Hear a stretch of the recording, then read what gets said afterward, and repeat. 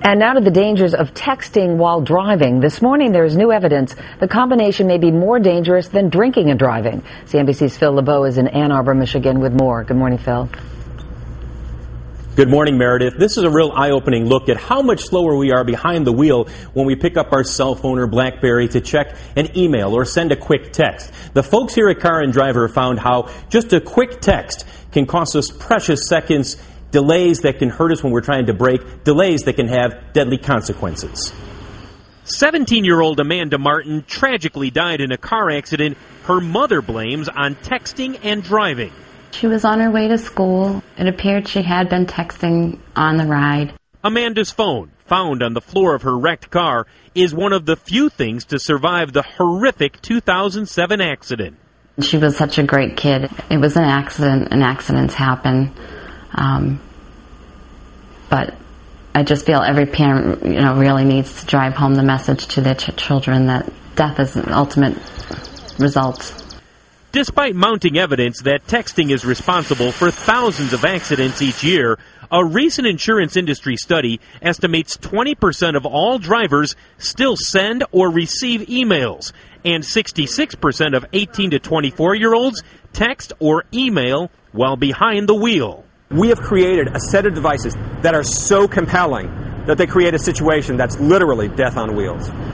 Car and Driver editor Eddie Alterman wanted to compare the reaction time of drivers distracted by texting to drunk drivers. Working with his staff on a deserted airstrip in Michigan, Alterman wired a car with a red light above the windshield. When the driver saw the light, he was supposed to brake. Sober, at 70 miles per hour, it took him a little over a half second to brake. After drinking enough for a breathalyzer to register .08 or legally drunk, he drove an extra 4 feet before hitting the brake. His reaction time when sober, but while reading emails, even worse, traveling 36 feet before braking. Most startling, the results when he was completely sober, but texting.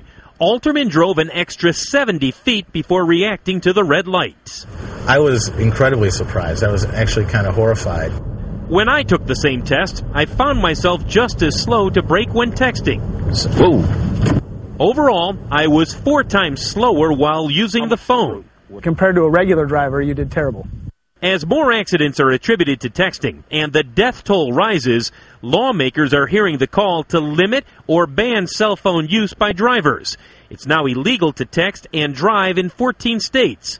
I just don't want another family to go through it. It's devastating. I really wouldn't want to see another person have to go through such a senseless death.